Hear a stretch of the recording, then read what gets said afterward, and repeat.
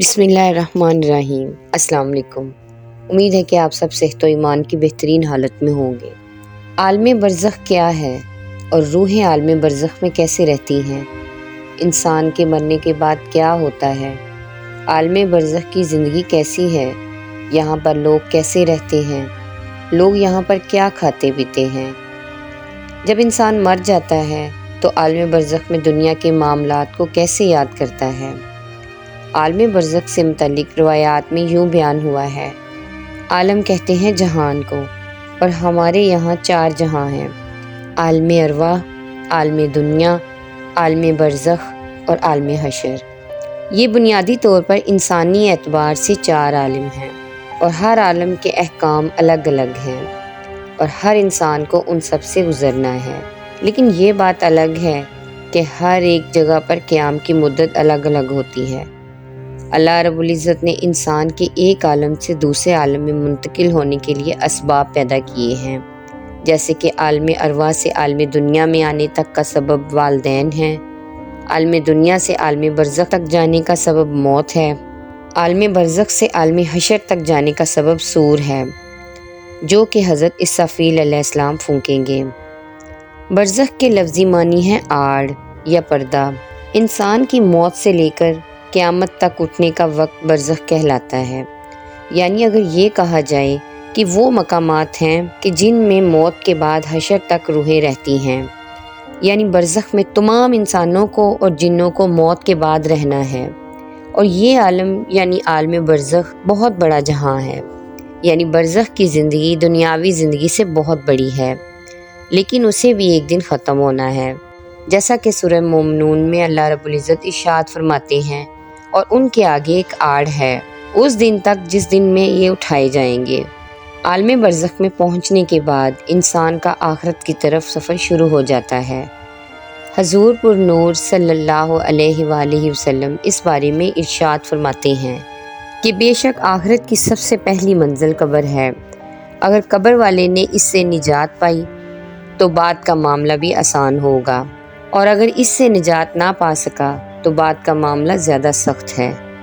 हज़रत आयशा सिद्दीक़ा रज़ी अल्लाह ताला अन्हा को जब यहूदिया ने अज़ाब कब्र से मुतल्लिक़ ख़बर दी और उनसे कहा कि अल्लाह रब्बुल इज़्ज़त तुझे कब्र के अज़ाब से बचाए, तो हज़रत आयशा सिद्दीक़ा रज़ी अल्लाह ताला अन्हा ने मुसलमानों के लिए अज़ाब कब्र का इनकार किया।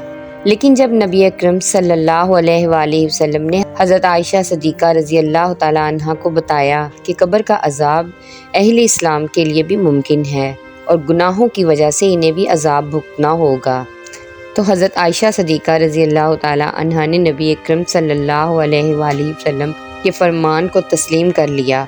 नबी करीम रऊफ़ुर रहीम सल्लल्लाहु अलैहि वसल्लम हर नमाज के बाद अज़ाब कब्र से पनाह मांगते और सहाबा कराम को भी हुक्म दिया कि वो भी हर नमाज के बाद नमाज के आखिर में अज़ाब कब्र से पनाह मांगा करें। बल्कि मेराज का वाक़या नबी करीम सल्लल्लाहु अलैहि वसल्लम की मक्की ज़िंदगी में पेश आ चुका था, और मेराज में आप सल्लल्लाहु अलैहि वसल्लम को नाफरमान इंसानों को अज़ाब दिए जाने के कुछ मुशाहिदात भी कराए गए थे। नबी करीम सल्लल्लाहु अलैहि वसल्लम अज़ाब जहन्नम और अज़ाब कब्र दोनों से पनाह मांगा करते थे, और इसी तरह आप सल्लल्लाहु अलैहि वसल्लम ने वाज़िया फरमा दिया कि अज़ाब जहन्नम और अज़ाब कब्र दोनों अलग अलग हकीकत हैं। बल्कि हजूर अकरम सल्लल्लाहु अलैहि वसल्लम ने फरमाया कि जब इंसान का इंतकाल हो जाता है तो इस पर सुबह शाम उसका ठिकाना पेश किया जाता है। अगर वो अहले जन्नत में से है तो जन्नत वालों का मकाम, और अगर अहले जहन्नम से है तो जहन्नम वालों का मकाम उसे दिखाया जाता है। फिर कहा जाता है कि ये तेरा ठिकाना है, यहाँ तक कि अल्लाह रब्बुल इज़्ज़त तुझे क़यामत को उठाएगा। जब रूह आलम बरज़ख में पहुँचती है तो इसमें भी 2 मकाम हैं। एक का नाम इलीयीन है जिसमें नेक रूहों को रखा जाता है, और दूसरी जगह का नाम सिजीयीन है जिसमें बदकार और काफिर रूहों को रखा जाता है। तमाम रूहें क़यामत के दिन तक यहाँ रहेंगी और फिर क़यामत के दिन अपने हिसाब किताब के बाद अपने असल मकाम यानी जन्नत या दोज़ख में दाखिल होंगी। रिवायात में आता है कि इंसान की मौत के बाद कब्र में रूह को फिर से मादी जिस्म के साथ मुंसलिक किया जाता है, जहाँ पर 2 फरिश्ते मुनकर नकीर सवालो जवाब करेंगे। अगर सवालात के जवाबात सही होंगे तो फिर आसमान से आवाज़ आती है, میرے بندے نے سچ کہا، اور اس کے لیے جنتی بچھونا تیار کرو، اسے جنتی لباس پہنا دو اور اس کے لیے جنت میں دروازہ کھول دو۔ قبر میں جنت کی طرف دروازہ کھول دیا جاتا ہے، وہاں اسے ہوا کے جھونکے اور خوشبو بھی آتی ہے اور حد نظر اس کی قبر کو کشادہ کر دیا جاتا ہے۔ لیکن اگر سوالات کے جوابات صحیح نہ ہوئے تو پھر اس کے لیے قبر میں ہی جہنم کا بچھونا بچھا دیا جاتا ہے۔ جہنم کی گرمی اسے ہر وقت محسوس کروائی جاتی ہے اور اس کی قبر اتنی تنگ ہو جاتی ہے کہ پسلیاں آپس میں دھنس جاتی ہیں۔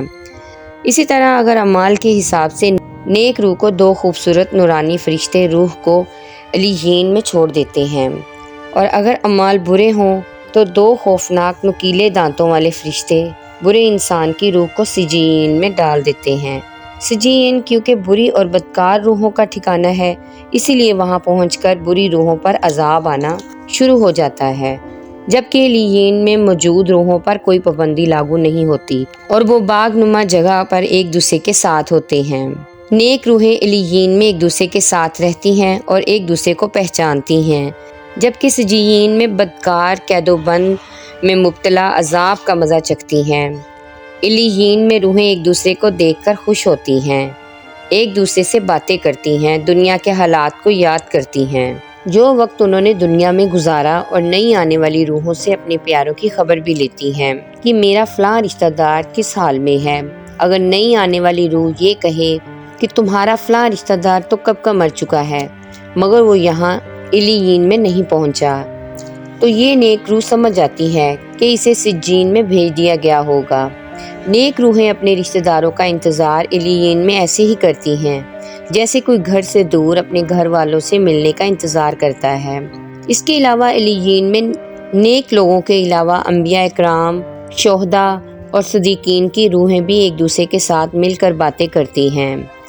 روایات میں آتا ہے کہ نیک روحیں اپنے قریبی رشتہ داروں سے ملاقات کریں گی، جیسا کہ نبی کریم رؤوف الرحیم صلی اللہ علیہ وآلہ وسلم نے حضرت فاطمہ رضی اللہ تعالی عنہا سے فرمایا تھا کہ میرے وصال کے بعد سب سے پہلے فاطمہ تم ہی مجھ سے ملو گی، اور بالکل ایسا ہی ہوا، اور آپ صلی اللہ علیہ وآلہ وسلم کے وصال کے 6 ماہ بعد حضرت فاطمہ رضی اللہ تعالی عنہا حضور اکرم صلی اللہ علیہ وآلہ وسلم سے جا ملی۔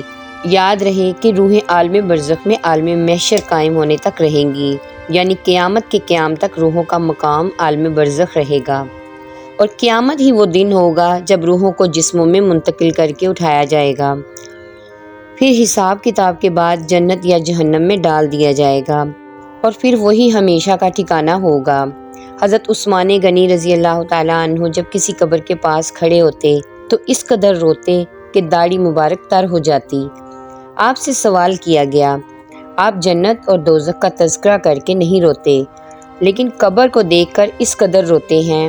تو حضرت عثمان غنی رضی اللہ تعالیٰ عنہ نے جواب دیا کہ رسول اللہ صلی اللہ علیہ وآلہ وسلم نے فرمایا ہے، بے شک قبر آخرت کی منزلوں میں سے پہلی منزل ہے، تو اگر اس سے نجات پائی تو اس کے بعد کی منزلیں اس سے زیادہ آسان ہوں گی، اور اگر نجات نہ پائی تو اس کے بعد کی منزلیں اس سے زیادہ سخت ہوں گی۔ حضرت عثمان رضی اللہ تعالیٰ عنہ فرماتے ہیں کہ اللہ کے رسول صلی اللہ علیہ وآلہ وسلم نے ارشاد فرمایا، میں نے کبھی کوئی منظر قبر کے عذاب سے زیادہ سخت نہیں دیکھا۔ اللہ رب العزت سے دعا ہے کہ اللہ تعالیٰ ہماری آخری منزلوں کو آسان کرے اور ہمارا خاتمہ ایمان پر ہو، آمین۔ جزاک اللہ خیر۔